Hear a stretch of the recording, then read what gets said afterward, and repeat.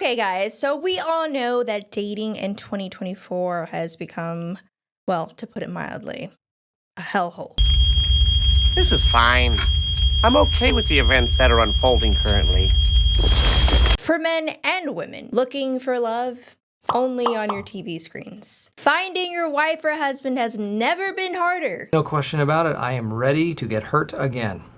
Ugh, I sound like a reality TV show. All the reality dating shows have only really just shown us a mirror reflection of what society has turned into in terms of dating. I mean, I've only watched one reality dating TV show, and I think that was the Golden Bachelor.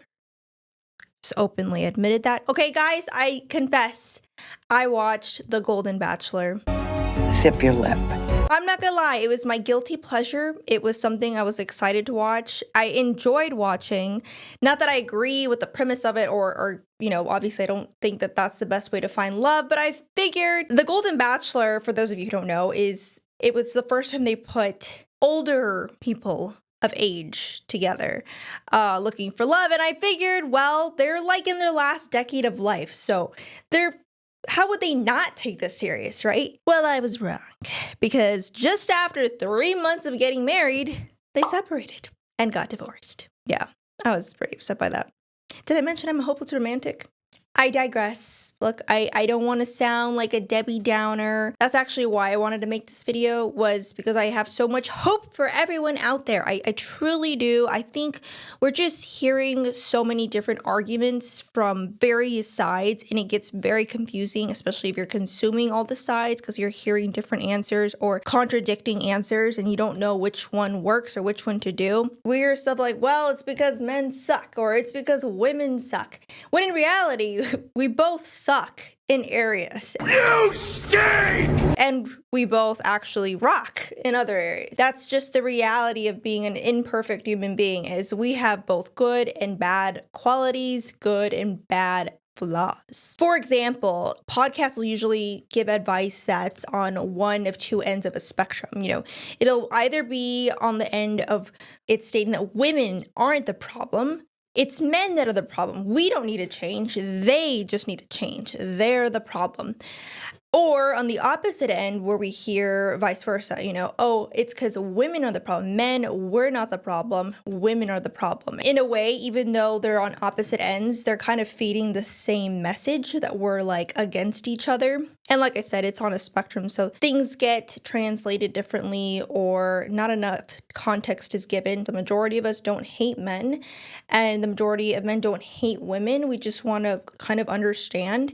And so we're kind of in this moderate position of, well, what is it? What's the issue? And I think it comes down to maybe when we're seeking advice or we're seeking an answer or solution, I think sometimes it comes down to just miscommunication of the message. You're not getting all the facts, you're not hearing everything, or sometimes things are said in soundbite ways. So you're not really going to truly understand what the point is. Have you ever been in a situation where you say something, but it didn't come out how you thought of it in your head, and you're like, wait, I don't want them to take it this way. But then the other person cuts you off and they're like, no, I totally get what you're saying. I totally get it. There are those people who get it, but then there's the other group of people who may not understand it. They may not get it. So the thing about being in the online world is I feel like it's important to be as communicative as possible so you don't send out the wrong message. We're hearing so much information from different outlets, different areas, and some people might maliciously try to send a very extreme messaging on, like on one end of the spectrum. Maybe it might be for a soundbite. It might be just to get your attention for clicks and views. But at the end of the day, I think the majority of the time, it's just due to miscommunicating the message. The best way to communicate a message is to give as much context and information as possible and to be as clear and concise as possible. But the reality is, not everyone does that, and I myself have this issue where sometimes I say things, but I didn't realize how it came across to the other person. Oftentimes with friends, though, they usually get me a little bit, oh, no, I totally get what you're saying, and I don't need, to explain myself further. There's so many different factors that play into this, and just general maybe listening, comprehension, disconnect. Another issue I notice is sometimes we look for solutions in the wrong places, or not that they're the wrong places, it's just the wrong place for you. What do I mean by this? I mean, For example, if you go to a women's podcast, and I see this a lot of times, it kind of frustrates me because sometimes I'll go to a women's podcast and her advice is specifically for women. Maybe it's dating advice and it's specifically for women. And then the comments will be like, oh, like what about men? There's, all this advice is for things that we as women have to change, but what about the men? Yes, true, but this podcast is a women's podcast for women where the audience is primarily women. So although yes, there is and should be advice for men and how they should act in a relationship, this particular, you have to understand the appropriate timing. So this particular podcast wouldn't necessarily be the place to give advice to men, especially if your audience isn't necessarily men. So I totally understand why the host would not necessarily focus on that because she knows her audience and her audience is women. She's speaking to women. I mean, maybe occasionally it would be good to fit in some advice for men. For example, I really enjoy the Lila Rose podcast and her audience is primarily women and her videos are geared towards and designed really for women. I'll see comments of women arguing with each other. Oh, you're just being a pick-me girl, or oh, it's all our fault. That's all you're saying is women have to change this and that, but what are men supposed to do? Now, of course, men are supposed to do something, but I understand her podcast is for women. So she's giving advice for women. It's also a lot easier to give advice for women as a woman, right? It's actually more efficient too for a man to get advice from another man. But also I've actually heard from a lot of men, they appreciate hearing a woman's perspective. But like I said, in a podcast setting, it wouldn't necessarily make sense to put too much focus on that when she knows her audience is predominantly women. But in the example with Lila Rose, for example, I've also seen videos of her debating, the super alpha guy or whatever, and being really firm with how she believes men should treat women in a relationship. And it was really admirable to see her be really strong. This guy looked totally uncomfortable in a good way. Can I ask you one more question? Fire away. Okay. Why don't you just commit to one and choose to be faithful to her? I'm just not wired that way. I spent my whole 20s trying to fix myself. You're a man of self-control. You work out, you do business. You can possess your own power. It's just not how I am. I think that might be a limited mindset. I think it's none of your business. I think he had never been pressed on like that by such an intelligent and strong woman before. And you could tell that made him really uncomfortable. But my point is, in that setting, that was an appropriate time. Like she was talking directly to him. And that particular podcast that she was on was, I believe it was the Whatever podcast. I don't know if most, but I would probably say most of the audience of that podcast is men. So it was probably much more effective because men are watching that, right? So just be cognizant of maybe, just because someone's not necessarily calling out the other side doesn't mean that there's no fault to be had on the other side. It's just the setting. Think of who are you watching? Who's the audience? Put yourself in their shoes. As the host of a channel, you want to speak to your audience. I know some people might be like, well, why is that even important? I think it's important because I could see how it could be divisive even just among women. And I'm sure maybe the same thing happens with men, but it could be very divisive. Like I said, I feel like the pick me girl comment can be very unnecessary and very, like I said, divisive. Now, if you really just want to hear advice for men and how they should be in a relationship and things that they should be working on and get better at, then you'll find a lot of that in Jordan Peterson's podcast. Like I said, there are specific podcasters that they know their audience. Jordan Peterson knows that the majority of his audience are men, and therefore the majority of his advice is for men because he knows his audience is men, and therefore his content is specifically created for men, although women can also, we have a lot to gain from it as well. And likewise with podcasters that create content specifically for women, there's also maybe something to be learned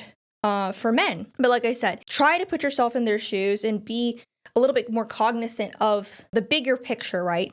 It's just because someone doesn't necessarily speak about all the other factors doesn't mean those other factors don't exist. It's just a setting and audience, very important. So keep that in mind when you're getting advice from online platforms. Who's their audience? Who are they speaking to? And yeah, just don't be too judgmental of where they're coming from. At the end of the day, there's a lot of different reasons why they may not touch on subjects that you want them to touch on. I almost actually didn't want to mention that in this video, but I feel like I should mention it just because there's so many people who are getting their advice from YouTube or podcast, and they're not necessarily cognizant of that. So, and it by no fault of your own. I mean, sometimes it happens to me too, and I'm like, wait, why didn't he mention this? Why didn't he mention that? But you have to be remind yourself that these are human beings, and there are reasons for why they do things, but we should just give a little bit more grace. I think accountability should be had on both sides. And if one group or one person say, no, we don't, there's nothing to be accountable for, it's all everyone on the end, then I'm sorry to say it, but that is not a good sign. Now, I want to try a little exercise with you guys. So close your eyes and imagine your ideal person, the type of morals that you want them to have, the values, the way you think or you want them to communicate, what are the deal breakers. Example would be like maybe you just cannot be with someone who cusses a lot or maybe shuts down completely during arguments, because face it, arguments will occur. Stop yelling at me! If you just hate it when somebody just shuts down completely, maybe that's a deal breaker for you. Okay, now you have this person in mind, your eyes are closed, this ideal person's in your mind. Now, eyes still closed. What do you think is that person's ideal person that they have in mind? What do you think that person wants in a husband or a wife? Okay. Now, are you that? If the answer is no, no problem, no judgment. I'm not here to judge. Okay. It's not pointing fingers. We're just living in reality here. Okay. No problem. No problem at all. This is actually good news because you are self-aware enough to even notice that. And now you can change it. It's something you're aware of it, and now you can change it. You can address it. Or if you don't want to do that, you can just change the ideal person you want to be with. But I think it's important to think of that. You want to be your type's type.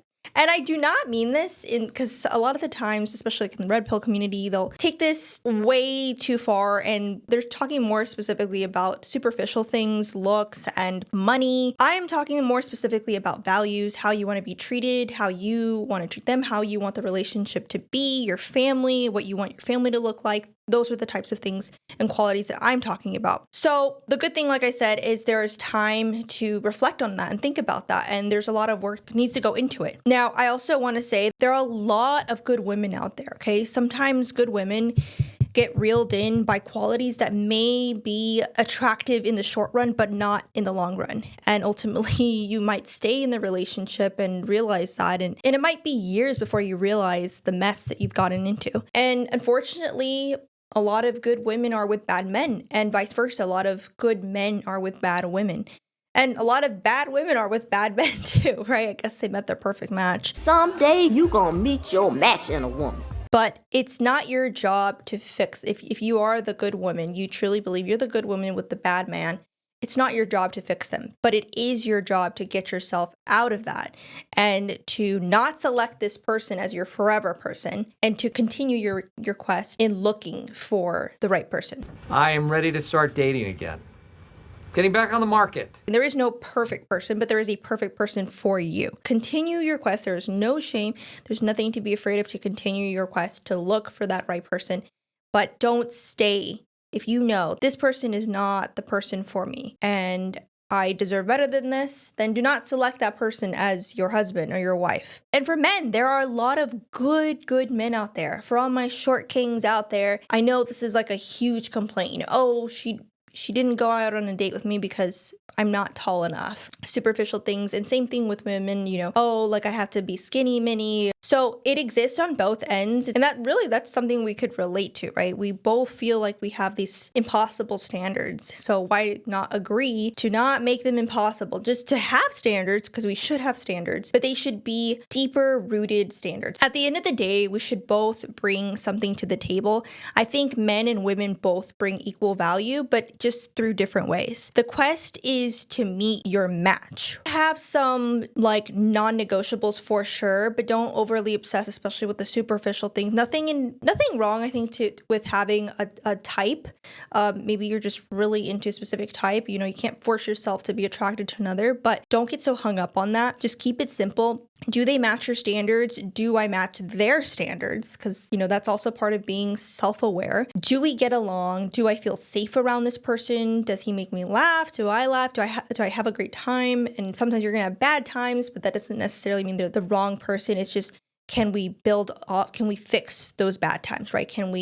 Do we come out stronger after we find a solution for those issues? Are his qualities beneficial as a father, potential mother of my future kids? If the answer is no, then I think that's the time to really get back on your feet and back on that quest. But I'm not gonna make this video too long. I wanna end this video on a good note and also a firm note that accountability should be held on both sides. Then and only then will you open yourself up to possibly meeting the person who you can create one team with and not against. I also think we should remind ourselves that ultimately God designed us for each other, and we shouldn't see each other as competition or us versus them. At the end of the day, we should work together cohesively. He designed us in a way where we complement each other, which I think is absolutely beautiful. So think of it that way. Hopefully this helps. And again, we're working together, not against each other.